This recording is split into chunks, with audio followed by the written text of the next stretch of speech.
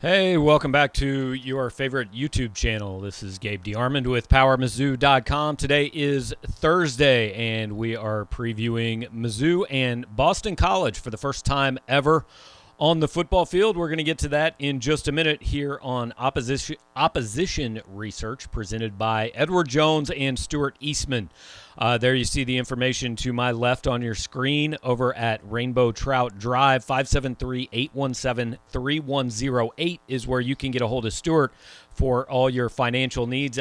Edward Jones is a different kind of investment firm to us. FaceTime and Think Time makes sense. We'll meet with you to learn your individual needs so we can develop a strategy to help you achieve long-term financial goals. Whether you want to plan for retirement, save for college, reduce tax bills, or ensure you have income to cover all your expenses. All those things sound good. You can expect personalized service and long-term investment strategies instead of the latest investment fads. Get in touch with Stuart Eastman there at Edward Jones, and he will take care of you. Speaking of people that are going to take care of you, we're going to turn to our opponent expert this week. That's going to be Andy Backstrom from EagleAction.com. He covers Boston College for the Rivals.com network. Andy, how you doing, man? I'm doing great, Gabe. Thanks for having me on. Really appreciate it. Yeah, appreciate you spending some time with us. So a lot of these shows and a lot of these games, it's like, okay, we have some frame of reference. Last year, these two teams played, or they have played before. Mizzou and Boston College, no such thing. Kind of fun, I think, always to get a new series and a new opponent on the schedule. Absolutely. BC typically doesn't play an SEC opponent. This is the first time since 1987 that an SEC team will come into Alumni Stadium. The last time BC played an SEC team was 2008 in the Music City Bowl. They lost to Vanderbilt that year. So yeah, it's a different experience for Boston College. It's a different kind of matchup, but a new series and a good one at that. So let's start with, what do we know about Boston College? I mean, they've outscored teams like 124-31, and the closest thing I think they've played to like a real opponent is Temple, which I'm not sure what we think of Temple because they got run by Rutgers in week 1. Yeah, Temple's not the same Temple we saw in the mid to late 2000s, but Temple, has a good pedigree, and beating any team 28-3, especially a higher regarded team in the FBS, is still a statement. But as you mentioned, yeah, I mean, BC really hasn't played anyone real. This week is a litmus test for Boston College against Missouri. This is the first real test. People have been waiting to see if BC can go into Clemson the next week 4-0. But first, you have to beat Missouri, which is a very real team, an SEC opponent that's already played legitimate opponents, already had a game against Kentucky. That was a test for Missouri itself. So I think this is a game people have had circled. It's at home. Again, an SEC opponent and a real test for where this BC team actually is. So the big story, obviously, with BC is that Phil Jurkovec, and I don't know if I'm pronouncing that exactly correctly, but goes out a week ago, out for the season. BC throws for 34 yards in his absence. So where's the passing game at? And I mean, I'm sure there's some nerves and stuff like that game 1, but what are realistic expectations for that aspect going forward? That was a huge blow to BC. Phil Jurkovec's a guy that people have first to third round NFL grades for him. He's someone that will come back next year because of this injury, but if he played well enough this year, he probably would have left for the NFL draft. But that being said, I really think that Dennis Grosel yesterday didn't really show. Again, as you mentioned, 34 passing yards. That was more of a byproduct of the game plan. Temple is not good at stopping the run. BC has been really just not trying to show opponents anything on tape. They've been very vanilla. They've been trying to run the ball. And I think that was more of, we can beat Temple without throwing it, and we don't want to give Missouri or Clemson or anyone else a look at what this passing offense is going to be without Jurkovec. Grosel is a step down from Phil Jurkovec, but he is one of the most proven backups there is in college football. He started 8 games, well, now 9 after Temple. He had a record-setting performance against UVA last year where he came in and threw for 520 yards, tying Doug Flutie's single-game program record. He's got a big arm. That's not the problem. He makes a lot of the right reads. He's not as accurate, maybe, as Jurkovec is, but he's a better runner, and he's a gamer. He's a really good leader, and he's definitely someone who, it's not like you're just sliding in a true freshman. or someone who hasn't played before, Dennis Grosel knows what he's doing. The question will be, will BC's defense be playing well enough to keep them in games? Because I don't think Grosel is going to win them games themselves. When he is throwing the ball, I mean, do they have one or two guys that are, kind of the guys you got to identify first, or what do his targets look like? Zay Flowers is the name to know. He's a guy that probably will leave after this season. It depends on what his targets look like. I mean, it was guaranteed probably that he would leave when Dracovic was still throwing the ball. We'll have to see what the offense looks like again with Grosel back there. But CBS just did a mock draft where they had him going 22nd overall to the Arizona Cardinals for next year. BC's never had a first-round wide receiver, so this is rare. This guy is something else. Reminds me a lot of a Stephon Diggs. He's a little bit smaller, but he is, he plays big. He's a vertical threat. He can blow the top off of the defense. He's also a horizontal threat. They use him in the jet sweep. They use him on bubble screens. They swing him outside. They motion him a lot, pre-snap motion. This offense is a lot of layered passing routes and pre-snap motion. Otherwise, look at C.J. Lewis as a big third down target. Kobe White is a guy who came back from an ACL injury but led this team in receiving yards from 2017 to 2019. And Jaden Williams is a true freshman who has 2 touchdowns this year, and a lot of people think he could be the next Zay Flowers. So there are a ton of wide receivers here, which is not typical for Boston College. But yeah, they do have the weapons. All right, so we've spent a lot of time talking about the BC passing game, and anybody who's watched Missouri play and is watching this show is thinking, you're kind of whistling past the graveyard here, because I'm not sure anybody needs to actually throw the football against Missouri. They gave up close to 300 yards rushing against Kentucky. They gave up close to 300 yards rushing against Southeast Missouri State, even though 180 of that was in the fourth quarter against like third-string defenders. The numbers are ugly. So I know BC is averaging a couple hundred yards rushing a game. Is that I mean, is this a sense where BC's offensive strength will match up with Missouri's defensive weakness? Is that what they want to do first? That's definitely going to be their game plan because, again, I really think that this offense changes. They say it doesn't, but I think from last week against Temple, I think you can tell that they want to run the football, and they have wanted to run the football. Last year, it was out of whack. They did not want to be that imbalanced with the passing over the running. And I think you'll see them try to run the ball again. Now, the question is, they switched over from a man-to-man blocking scheme to a zone blocking scheme for when Jeff Hafley took over and Frank Cignetti Jr. is the offensive coordinator. And that caused some growing pains last year. Now, again, like every other team with COVID, there was not much of a spring ball and limited training camp, and they rearranged the offensive line. So that might have contributed. But this year, there's been times where the running game's really worked, especially against UMass, but it works for most people against UMass. Right. And times where it hasn't worked as much. So I think that will be, really a telltale game if BC can get it going against Missouri, even if they have struggled against the run. It's a part of the offense that they're still trying to find a true identity. There's not one running back that is the bell cow. Pat Garwell was the guy who got the start yesterday, but they've had 3 different running backs start in the 3 weeks they've had. So you'll see more of a committee approach. They've got 4 guys they really like to use, but they do want balance. That's something they really do want. So you mentioned earlier the key is going to be, can BC's defense keep them in games? I mean, what are the strengths and relative weaknesses there? What has given, again, through the schedule they've played, it might be a little tough to tell, but UMass put up 28 points. Where's the vulnerability there, do you think?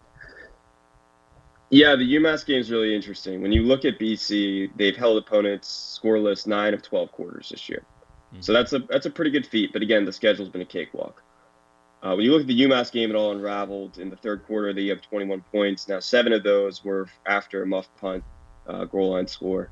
But that was a game in which the secondary really let down. And that's what people look at BC. They really want to see an improvement of those defensive backs. Jeff Hafley was a defensive back guru when he was with Ohio State. And then he did the same thing when he coached for 7 years as an NFL assistant. So that's what people want to see. And last week against Temple, there was that improvement. The secondary played great. They never broke. Sometimes they bend, but they didn't break. And something that was really a big improvement was the linebackers. That was a unit that got hit hard in the offseason. BC lost his 2 leading tacklers, Isaiah McDuffie, who's with the Packers now, and Max Richardson, who's on the Raiders practice squad. So that was a unit that really got hit hard in terms of graduation and leaving for the NFL. They played well last week. The defensive line is another group that's pretty vulnerable. They were really, really hit hard with departures and injuries. Chibuzi Onwuka was a transfer from Buffalo they had last year. He tore his Achilles in preseason. He's out for the year. Luke Beckett was a guy who they had last year over from Cal, but now he's back at Cal because the Pac-12 is playing this year. He came over to BC because he thought they wouldn't be playing last year. And then Marcus Valdez is BC's best pass rusher. He's been out all year with a hand injury. So they've really had to rely on true freshmen, which is probably going to result in some of those guys using their freshman year instead of redshirting. But yeah, it's been really a rotational. It's almost like hockey line shifts. A lot of guys coming in and out of that defensive line. Sometimes they play with 3 defensive ends and 1 defensive tackle or nose tackle. So that's a pretty interesting approach. So we'll see how that goes as the season progresses. I know you mentioned Jeff Hafley came over from Ohio State, and I'm just curious, Ohio State really became kind of that one program that was in the Big Ten that started to look more like an SEC team, right? They went with the speed and athleticism, and they stood out from that league a little bit. Is that kind of Hafley's approach, and where's he at in the process of, kind of upgrading overall team speed, athleticism, things like that to where he wants it? Yeah, that's where he does want it. It's hard to make that transformation when you go from a team like Ohio State and then you go to BC. Right. And you need time to get your recruits in the building. Hafley's someone who really likes to build through the high school process. He doesn't like pulling a lot of transfers in, even though he's had success with that, obviously. But he wants to build from within, and that takes time. But you're seeing it a little bit more this year. Again, a lot of it's still been vanilla because they've been playing opponents they're blowing out. Mm-hmm. But they do like to play in a 4-2-5. They like to have their nickel packages most of the game where you've got 5 defensive backs. They use that nickel back kind of as sometimes they put him in the box, sometimes they blitz him, sometimes he acts just as a regular corner. They'll often throw in an extra safety for dime. He likes to get creative in that way. They really like to use a lot of their defensive backs on the field at the same time. It's usually 2 linebackers on the field. So yes, speed. They converted over one of their safeties to linebacker this offseason. It's a lot about getting hats on the ball, getting to the ball quickly, and forcing turnovers. Yeah, so big picture, I mean, you mentioned it's Clemson next week, and whatever might happen there, that's definitely the best team BC plays. I mean, I'm looking at their schedule, and like every game I'm going, that one could go either way. That one could go either way. It's the only other ranked team they have is Virginia Tech, who just got beat. There's Wake Forest, Florida State, Louisville, NC State, a bunch of teams that are kind of down right now. So what's a good season for BC, and B, like, how important is this Missouri game in terms of getting to that point? This game is huge. People have had this circled on the calendar even before Phil Dracovic went out. This was a game in which people thought, okay, if BC wins this, they go into Death Valley 4-0. They'll probably be ranked for the first time since 2018, second time in the decade. That's big alone for a program, for recruiting, for the progress of Jeff Hafley. So this game is big, especially considering it's at home against an SEC opponent. That being said, yeah, what's a good season? I mean, before this year started with Dracovic in, people thought this conference was pretty wide open. It certainly seems that way now when you see Clemson almost losing to Georgia Tech, and you see, Miami getting crushed, and it's just it's a weird year, but it has been a weird couple of years in the ACC, and I think BC, a successful season would be anything more than 7 wins. They haven't had an 8-win season since 2009, and I think people want more than that, but I think you have to start there. So if they win 8 games with a backup quarterback starting for most of the year, I think that's considered a success for BC. So you mentioned the fans have had this one circled for a while. I mean, I'm not going to profess to watching a ton of Boston College football over the last few years. What's the home field advantage like? What do you think the atmosphere is going to be like for this game? I mean, are they drawn well under Hafley, or is that kind of a building process? It's really tough to judge because they've had one home game this year, and was a pretty good, they had 28,000 people there against Colgate, an FCS team. But last year, of course, no one was allowed to go. They didn't have any fans in the stadium because of COVID. And it's really hard to judge. I expect a good turnout this week. It's Parents' Weekend. There will be parents there. Students will be there. Students showed out well in week 1. I think that you'll see, I think there'll be a good turnout. I've heard a lot of Missouri people are traveling, and I know that there's a strong contingent there in Boston for whatever reason. I think SEC people are everywhere, so That's not too surprising to me. But I think it'll be a pretty good showing. I mean, the stadium fits 44,500 people. Anytime you have a big program like a Clemson or a Notre Dame come, it fills up. So, I would expect at least 38,000 people there. Should be a good show. So you mentioned, I mean, this is the game that a lot of Missouri fans said this is the road game I'm going to this year because, they don't get that chance. I mean, they can go to Knoxville or Columbia, South Carolina anytime they want. This may be the only time Missouri plays up in BC. So obviously, look, there's Boston. I'm not going to ask you what to do in Boston, but around campus on game day, what or maybe after the game, what kind of things are there? What places should Missouri fans hit up? Yeah, absolutely. So the two main areas, Chestnut Hill is where the campus is located, but Newton Center is right near there. A ton of famous people are from Newton. It's like the Matt Damon area. I'm pretty sure John Krasinski is from Newton. There's a really nice area in Newton Center where there's a diner called Johnny's Luncheonette. I always love that one. It's just a great place to check out for food, ice cream after the game. There's a JP Licks there. And then if you go into Cleveland Circle, which is a little bit towards the other side of campus, there's a place called Eagles Deli. A lot of people on campus love going there for just some bar food. But if you want to take the tea in afterwards in Fenway, there's always great spots to eat. Most people know the typical Boston places, but it's really accessible. BC's the last stop on the T for the Green Line. So if you want to take the train in, you can do that. But it's a great experience. The tailgating is far different from many SEC schools. There's just not as much space at BC, but it's definitely got a passion to it. There's alumni that come out, students will be there, and it's got a good spirit to it. Yeah. So what is the pregame scene like? I mean, is it tailgating in the parking lots, or do people usually kind of go somewhere else before the game? The tailgating spread out because there's a freshman only campus and there's some tailgating there. And then there's another campus in an area called Brighton, and people go there. And then there's tailgating on the actual main campus. So it's spread out a little bit, but yes, people do tailgate.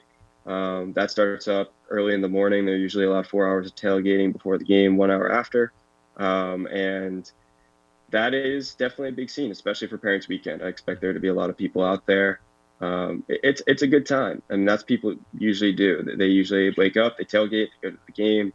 And then afterwards, it's let's grab something to eat. Let's go out into Boston. People usually spend their time that way. All right, so get you out of here with this. I don't love to ask for predictions, especially a few days ahead of the game, but just, what do you see as kind of a key or two here, and what's BC got to do well to win this and kind of propel them forward? I think that defensively they've got to build off of this past performance against Temple. If they play anything like they did against UMass, giving up 21 points in one quarter to a team that scored 12 total points all of last year, I just don't see that boding well for them in that game against Missouri or any other game this year. I think the defense really has to step up without Dracovic. I think Grossell is more capable than a lot of people give him credit for. That being said, he's the kind of quarterback that probably will play better with a lead. He takes too many risks sometimes, and I think when he has the lead, he'll be a little bit more comfortable stringing together first downs. So I think if the defense plays well, special teams play well, and they give him a lead, I think that's BC's best chance of winning. But if they get down in a 14-point hole, I think you'll start to see him taking shots where he probably shouldn't, and it could get away from BC. All right. Well, Andy, I appreciate it, man. Thanks a lot for the time, and we'll look forward to Saturday. Thanks so much, Gabe. Really appreciate you having me on. All right. Have a good one. Andy Backstrom from EagleAction.com, the Boston College Rivals site. You can get any coverage you need of BC there leading up to and through the game. Again, first meeting ever between these two teams. It's it's noon local time, 11 a.m. Missouri local time on Saturday, and I think it all comes down to whether Missouri can finally figure out a way to stop somebody's running game. They haven't done it yet this year. BC is not a great running team, but they run it decently. They've played absolutely no one, haven't been tested this year. Missouri does have one test. I think at the beginning of the year, Missouri fans thought, hey, Kentucky and BC, if you can split those games, come home 3-1 for Tennessee, that's probably a pretty good September. Missouri's got that opportunity, but we will find out on Saturday morning if they get it done. So once again, Stuart Eastman and Edward Jones bring this show to you every week where we go in-depth on Mizzou's opponent, on opposition research.